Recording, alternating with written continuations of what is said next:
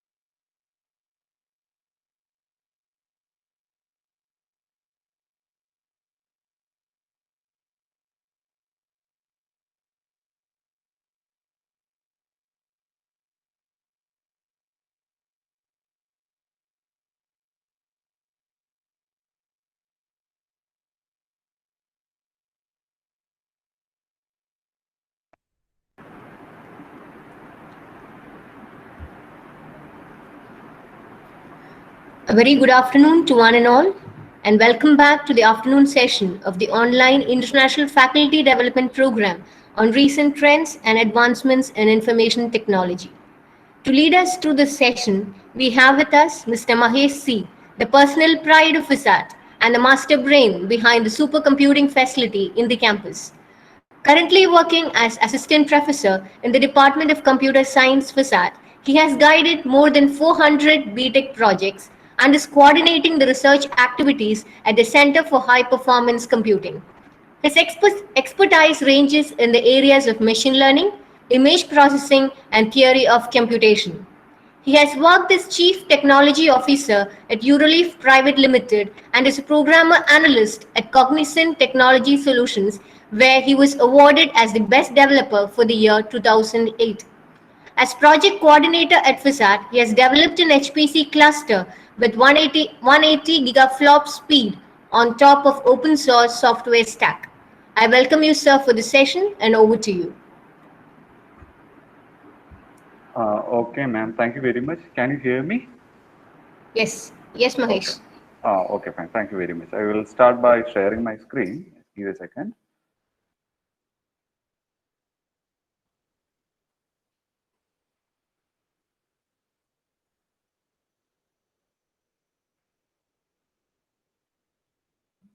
Okay. So can you see my screen now? Hello? Yes, Someone sir. please. Yes, sir. Okay. It's visible. Okay. Yes, sir. Okay, fine. So I will start with some basic idea about web scraping. Okay. So the term itself, it's somewhat confusing sometimes. The idea behind it, it's actually makes useful everywhere nowadays. Especially all of us, it's nowadays in online. Also, the data is also available online. What is mean by online? Online basically means that you are communicate over internet. So when you communicate over internet, majority of the data will be available maybe in a website. Consider your Facebook account. Plenty of data available there, right?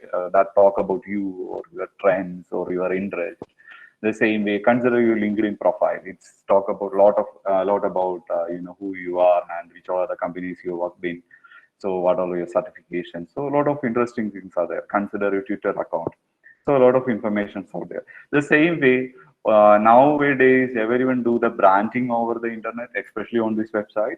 The same way the newses are out through the internet. So nobody now look at the hard code book or the paper to get the information. Instead of that, we will actually look into online media to get the information. So one of the best data available out there nowadays for big data or analytics, whatever the the logic you want to build on, or the prediction you want to build on, the data out there in the internet. Okay, so that is the most important part, the data out there in the internet. So how do we capture those data and build something useful out of it? Okay, so that's a question. So consider you want to understand, how many number of positive cases there are today. Normally, we'll watch it in TV, or sometimes you look into the newspaper and try to find it out how many, positive cases. So the same way, look around for the information. You looking into a website and get the data. Okay, then. So as a programmer, normally we think about, as a programmer, we normally think about how can I, get those data from the website and make some logic out of it, make some prediction out of it. You already gone through, a number of talks that deal with deep learning or machine learning algorithms that will give you decent predictions, right? Predictions about, maybe natural language processing or image processing, maybe which object is there inside a scene, or what may be the sentiments of a text. So a lot of things out there. So getting those data, we call it as scrapping. Okay, getting those data from the internet, we call it as scrapping. So you may think, is it an easy thing? It's not that easy, because the people normally make those websites have not that much interested to share. But according to the policy, sometimes policy will deny you, won't allow you to get the data from the website. But majority of the cases, those data are open. Okay. Then we call something like an ETL. ETL basically called extraction, transformation, and loading. Those who are dealing with the data warehouse, this is a very common term: extraction, transformation, and loading. So consider you have plenty of data there in the website, and you want to capture or extract those data and transform the data according to your requirements. So whatever the valid data out there, there are plenty of chunks of unstructured data is there. So you want to make some useful data out of it from the extracted data, then that we call it as transformation. Okay, what exactly you request, maybe quantify it. Okay, so that's transformation. Then loading into another database so that you can do some analytics. So this is a diagram when you look into maybe earlier ETL pipelines, majority of linking about SQL DBMS database or no SQL DBMS. They know DBMS and capture that. So the typical scenario is like, consider a company have running a software for maybe their customer relationship or HRM or similar, maybe something similar to that, and they are using that software. Say consider they are using it for past 10 years. So that plenty of data is out there. That data can really talk about what is exactly the company is now. Is it profitable or is it in lows? A lot of things you can come out from that data. So normally those people designing data warehouse look into the SQL database. So SQL database, plenty of data is there. So I just want to know is the company is profitable. So looking into the entire data and say the company is profitable, not easy. So what they do, they will take out that SQL database and transform it and whatever the interesting values out there and load it into another database called a warehouse, and from there analytics works. So that's a ETL pipeline. And in the web scraping actually goes through the extraction pipeline. So basically extract. So instead of RDBMS, we will try to fetch the data from a website. So that then how does it contribute to a real case scenario? If you look around, all the website hosts plenty of data. So one of the major contributor for big data is actually the website. So that's interesting. So getting data from the web browser, sorry, website is our challenge. Okay. Then how do we do that? So that's the basic idea. Extraction process from the web, we call it as scrapping. So the first one, if you want to do it in a very single level, simple level, these are the idea. It can be really complicated also, but in a very simple level, you will go through the website and identify some required data. Okay. Then this is a very simple level. It can be extended. You know that, when you consider the company like Google, they basically do scrapping, web scrapping, and running a search engine on top of that, that will give you wonderful result. So that's the idea. So identify the required data, that is important. Then identify a tag that corresponding to the data. You know that it's all our HTML. So HTML have tags there. So which are the tags actually hold your required data. Then the fetch the corresponding web page and pass it properly. Then extract the data based on that tag.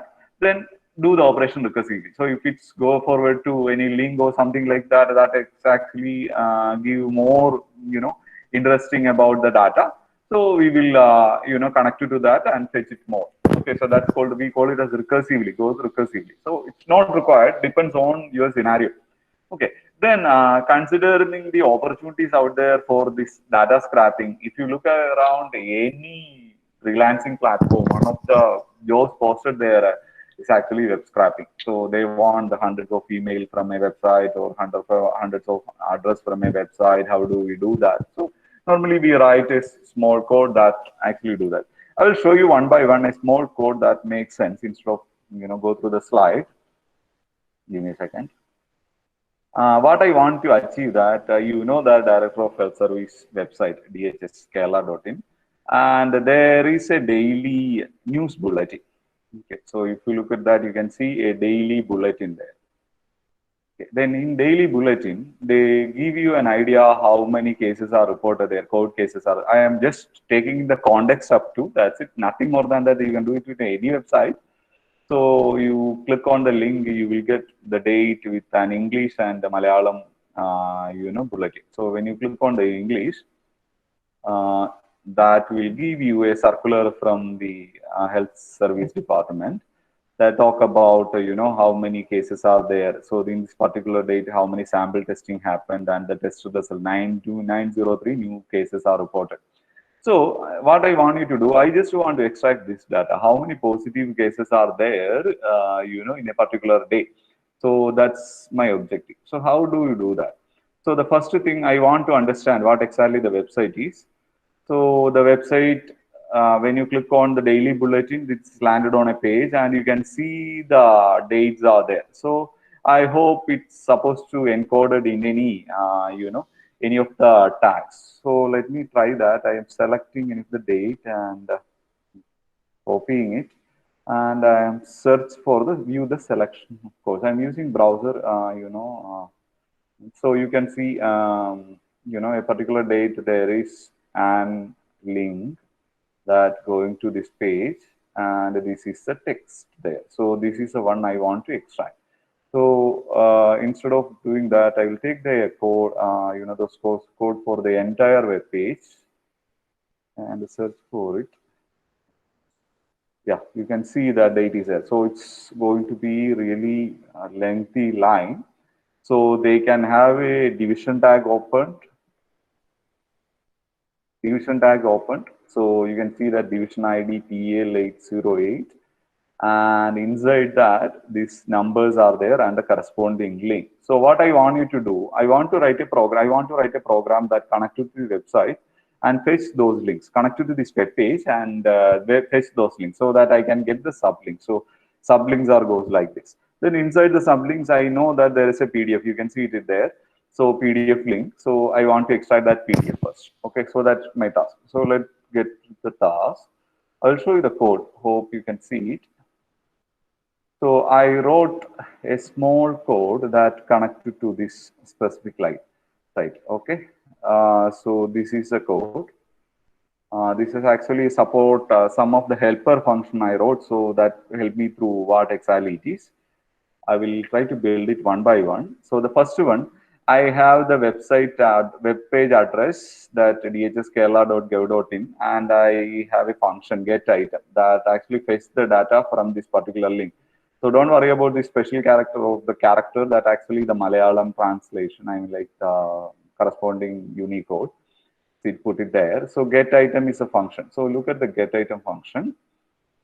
Get item will send a request using a request library with a header. Header, I am talking about when I send a request, I want to, mock a web browser. That is the easy thing. So I am mocking Mozilla here. Then, so connecting to that website. Okay, then get the text. Then I am trying to find the division tag with attribute PL208 and I am trying to sum it up. Okay, so let me check what exactly is going to be the result of this one. So this is it. Then I am just printing the items. Hope everyone can see the screen properly. So let me run. Okay, fine. Yes, sir. So let me run the code. So this is a code scrapper.py. Yeah, it's actually printing out all the links. Okay, let me print it one by one. So that makes more sense. I tell you.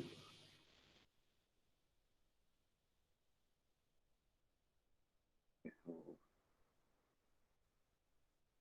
take it to the top. Print the item.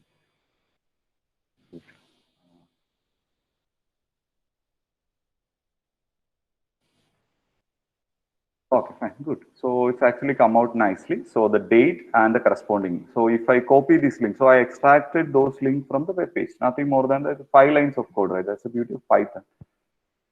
So if you open this particular link, that landed on this one. Okay, so that makes sense. Okay, now the next task we want to do, we want to take that link. So this item, it's a list that consists of two values. One is a date and the other one is link. So when I took the text and the link, okay, of the a tag, that's it, text and the link. Okay, then next part, I will take that and connect it to that page and fetch the rest of it. So I wrote a simple, link code that actually do the same job. I have to get the link of the PDF. So item 1, get doc link. So look at that helper function. Get doc link. Okay, so this is it. I have a base URL because the URL I got, it's actually subdirectory. So base URL is dhs.kellogg.go.in. So I'm sending the request and I'm looking for entry content. So let me look at that. So take the source, search for the date that actually give me 27208.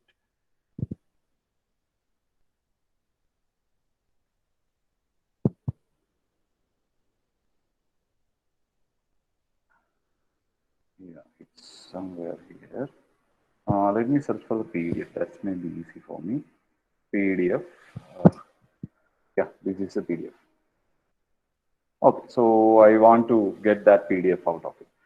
So that's a code that connected to entry content class div, fetch the div tag with the class entry content and fetch all links. There are multiple links, one for English and one for Malayalam. So the English link goes for the 0. Then return the base URL plus link. So that will give me, the sublinks, PDF links. So let me do that. Try to print my PDF link. PDF link, so I will get an idea. Excuse me, Mahesh. Yes, ma'am. There is the query in the chat box regarding this whether you can maximize the PPT so that the text will be more visible to the viewers. PPT or Maximize the screen so that the readability will be more. For the editor you're talking about? Does this make sense? Yes. Okay. Better. Good. So that actually print the PDF link. Then I don't know how can I increase the size of this one. Yeah, that's. So let me run the code now. Yeah, beautiful. So this actually, give me one by one, the daily bulletin released by the corresponding links for the daily bulletin. Good, great. So now download those files. Okay, that's our next task. I don't know, those people will blacklist me today after this one site, but let me try. So the next one, download the PDF. So I wrote another helper function that helped me to do that. So let me comment. So download PDF, I take the PDF link and an output file name. So I don't want to store the entire file, all the files. So instead of that, I download one and save it and parse it, that PDF. then try to find out the keywords. Okay, keywords corresponding to the positive cases. That's objective. So download PDF, then look at the download PDF function.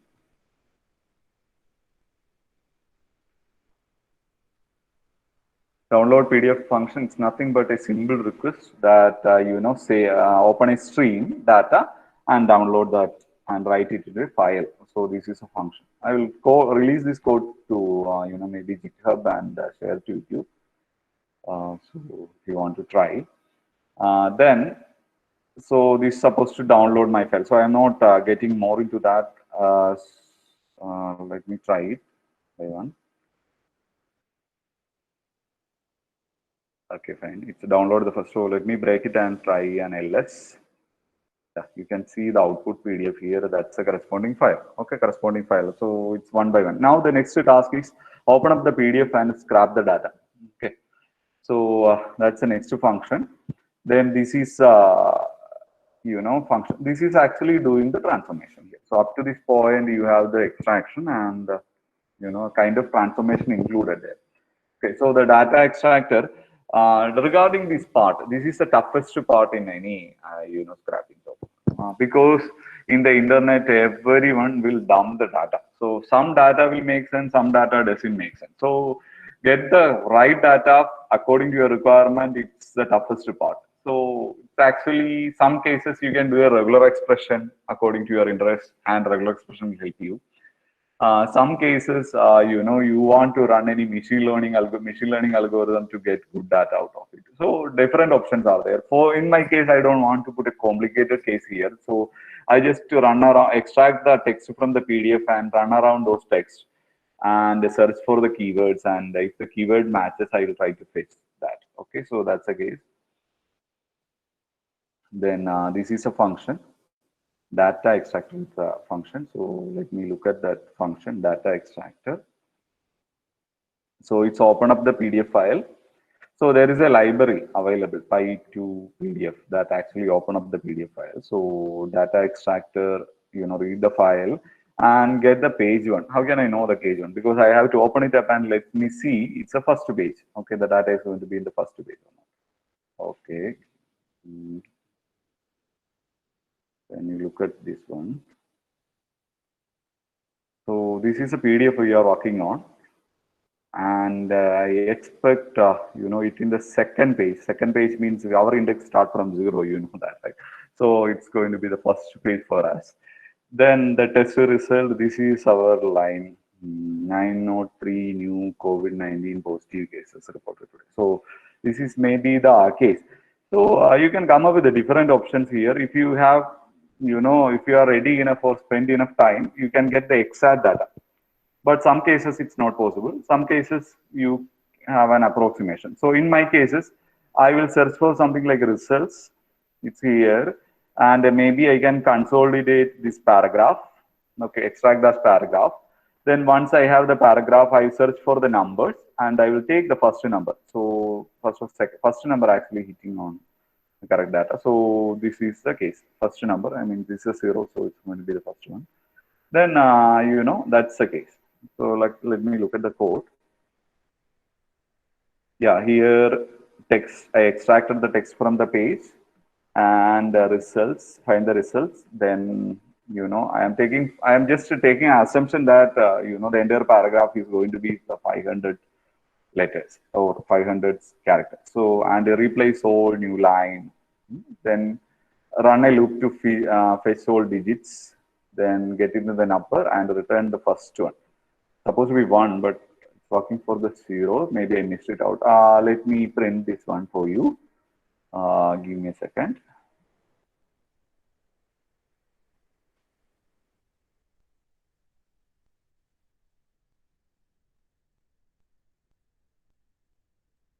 I have an simple code that actually do only that job, data extract output.pdf. Okay, so you get an idea.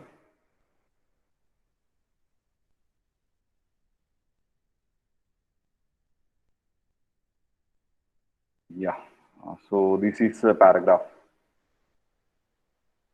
Okay, fine, good. So let me put it back to the original script.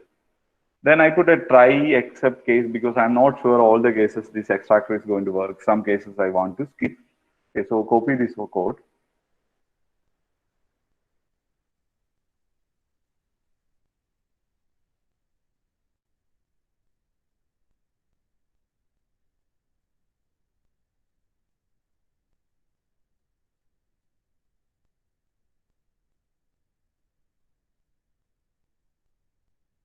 Hope you are following this one. I am saving it in the output PDF and running an extractor that fetches the numbers from that PDF.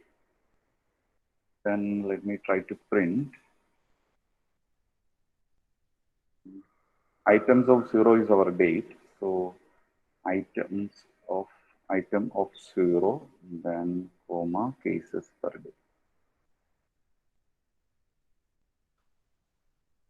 Cases per day. Let me try.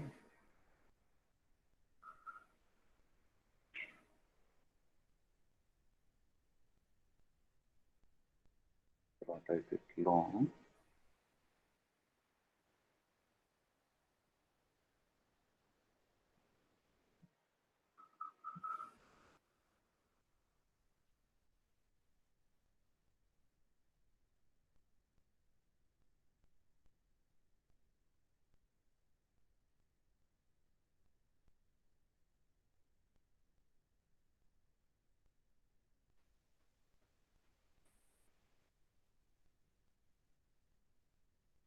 Indentation is issue.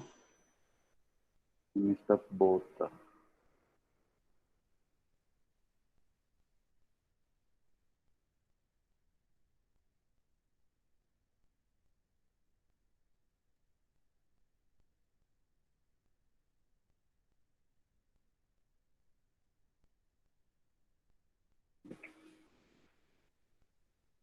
Okay, fine.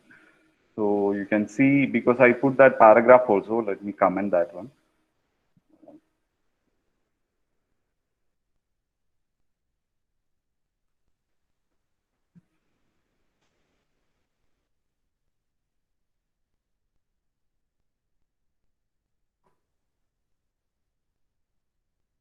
Yeah, good. Yesterday 903, 116, 702, 927. So this is the number of cases reported per day. Okay, fine. Interesting. So let's take this data out. In some cases, it's not correct also. So I will show you one second. Planting differently also in some cases. Some we have to put a filter. It's,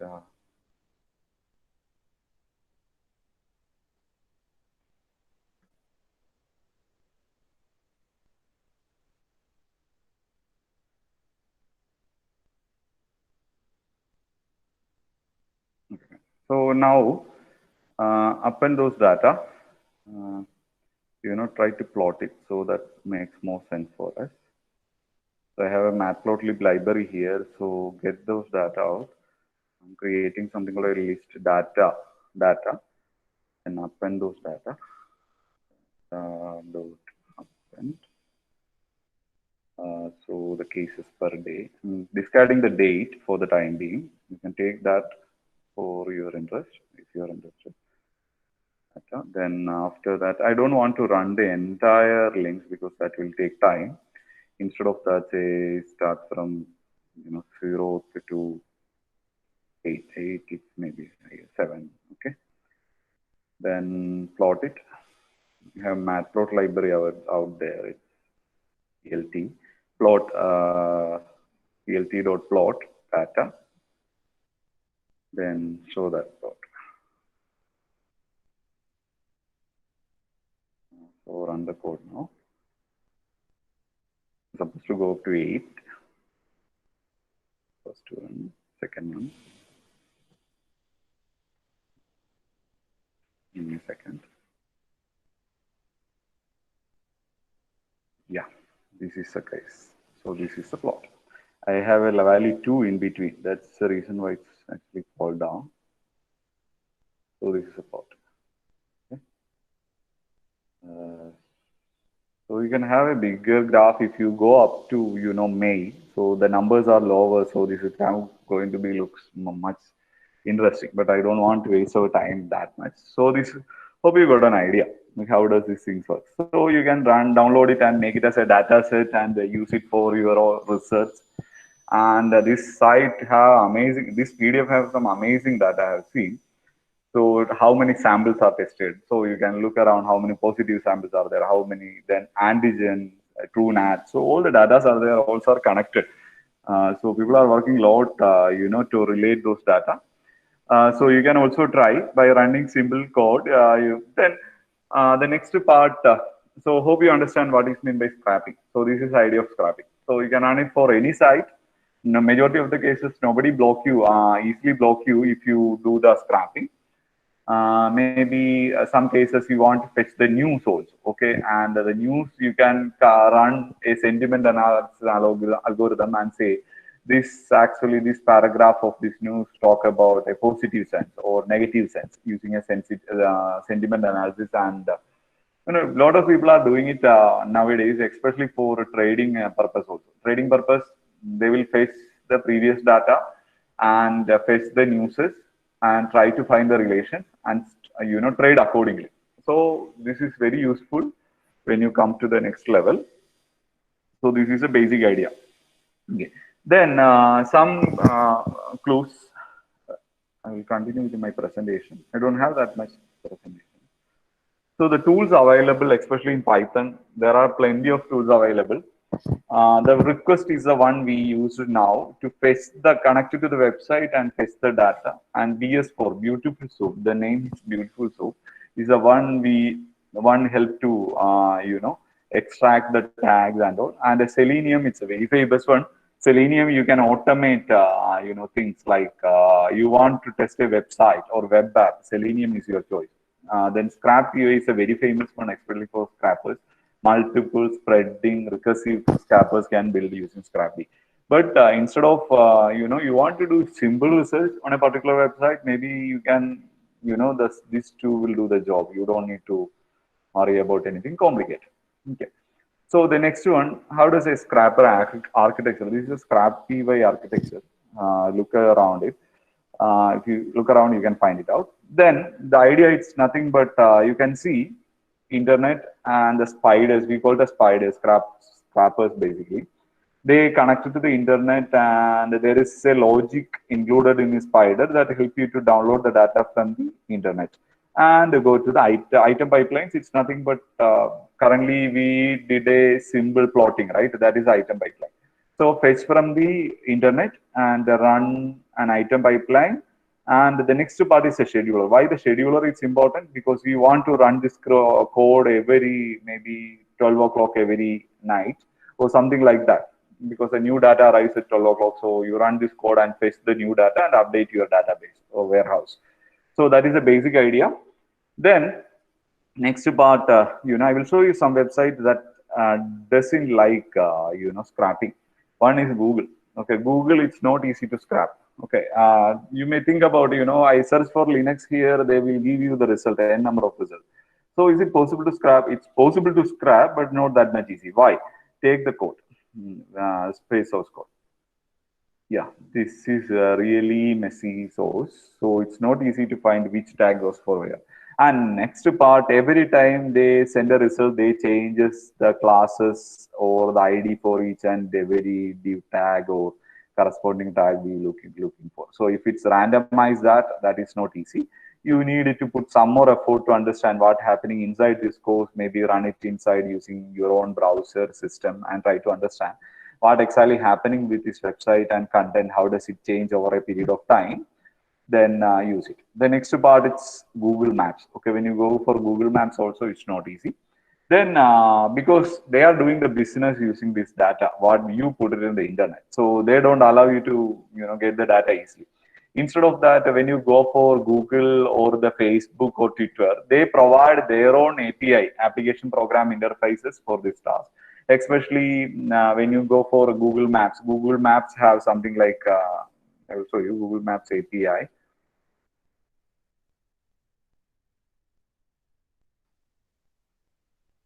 Yeah, if you go to this website, you will get an idea.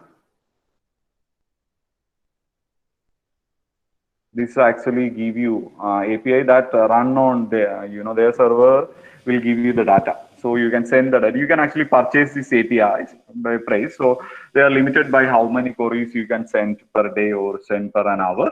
And you can incorporate in your website according to your demand. Okay, so they are selling the data. The data you put it out there, actually they are selling it on website. Then the same way, the Facebook have also some APIs that help you to fetch the data from you, the user.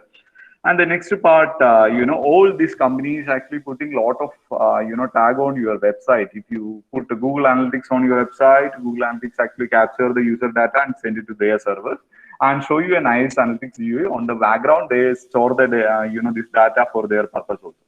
So that's the way it works. Then you can also build the same because it's an open world. Nobody restricts you to do this scrapping or not that scrapping. So it's up to you. You can actually write a simple code that scrap from the web and use that on your own purpose. So dynamic website, scrapping on dynamic website is not, especially like Google or the Facebook is not. That's the point I want to talk about. So not easy because the JavaScript generation or the tag generation, everything is very much dynamic. There are libraries that help you to do that. So if it's the tags are changing or the ID of the tags are changing, it's not easy to find what I demonstrated now. But in simple site, it's very easy, especially if you want to fetch, the information like rank list from a key website. That's too easy. The same way, if you want to download a group of books from a website, okay, sometimes it happens.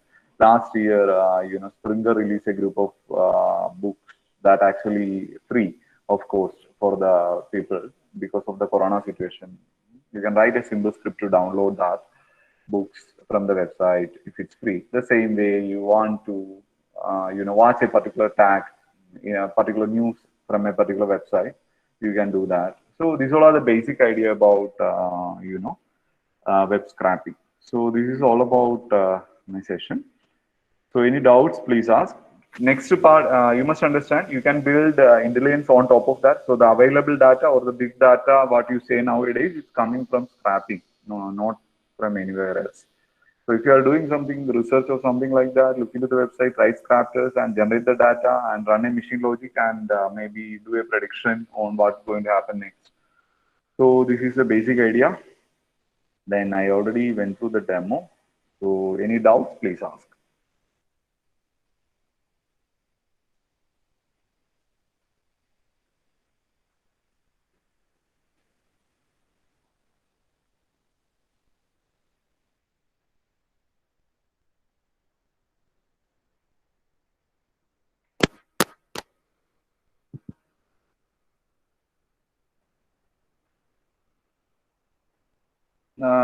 Please turn on the mic and ask. That may be easy for me. Following the chat can be tougher for me. So the question is it possible to scrap only uh, Kathakali links from YouTube? YouTube actually provide you an API to do that. Otherwise, they won't block you in maybe an extra second. Like when you, that is another area. Like when you do scrapping for a website that have some, security mechanism built in, that after few requests, they will block your request, block your, code to capture the data. There are possibilities. Then you can purchase something called the rotating proxies from the internet. Nothing but they will give you a proxy server. You can connect to the internet through that proxy server. You already on the internet, but connect to the internet through that proxy server. Every time when you connect, they change the gateway address. So they have the rotating. So even if the website blacklisted one IP address, when it rotates to the next IP address, you can capture the data. So everyone using rotating proxy address to do that. So if you want to do the with YouTube also, maybe rotating proxy address is one option. Otherwise, go to the Google API, YouTube API. They will provide some, API links that actually do that. Any other question?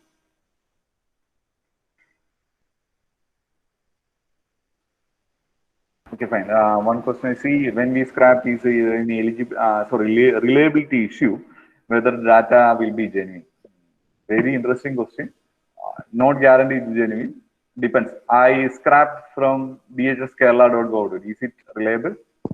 Supposed to be, right? It will be. So depends on the website who hosts it actually. So depends on that. It's depends on the data website who actually provide that website. So make sure the website is authentic. That's it. Any other questions?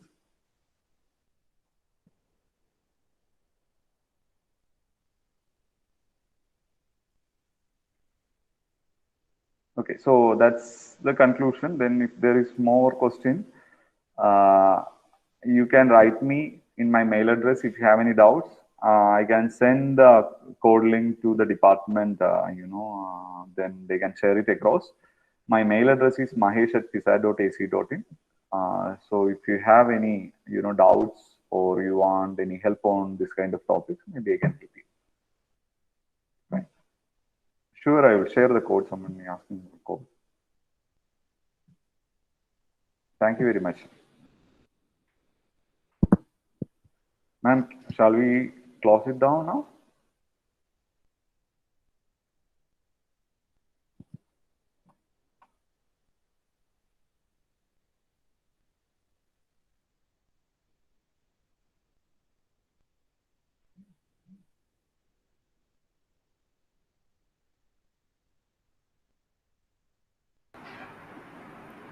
Mahesh sir, are you finished up with your presentation, sir? Yes, yes. Is it time to, can I wind up, sir? Yes, sure. So thank you, Mahesh sir, for your very informative as well as demonstrative session. When sessions become demonstrative, participants become more interesting, and also things become more clear as well. So that is one style that you normally have, and we have always experienced. But the participants will be having more interest onto the subject when you do it and demonstrate the same thing very same at the very same time. So this session on web scraping and its relevance in the technological era has been explained very well, sir, by you. And thank you, sir, for the insights that you have shared and for sparing your valuable time with us. Thank you, sir. Thank you, ma'am. Thank you very much. Stay safe. We have come to the end of today's session. Hope we will all meet again for the last day of this international faculty development program on recent trends and developments in the information technology. And the last day will be on August 1st, 2020. Thank you.